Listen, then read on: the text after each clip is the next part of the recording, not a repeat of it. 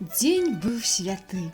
Яшчэ ад рання блінцы пякліся на сняданне, і ўжо пры печы з чапялою стаяла маці.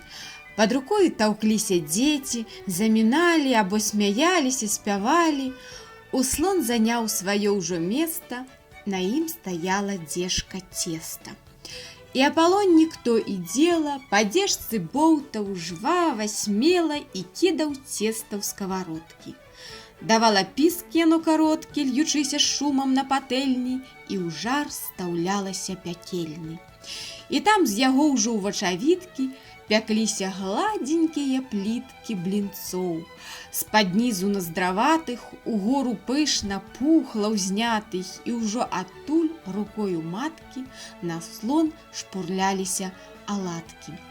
А дзеці іх даўно сачылі і на ляту блінцы лавілі, заядла мазалі іх уздорам. Стаяў асобна ў місцы з корам сяго-таго для верашчакі.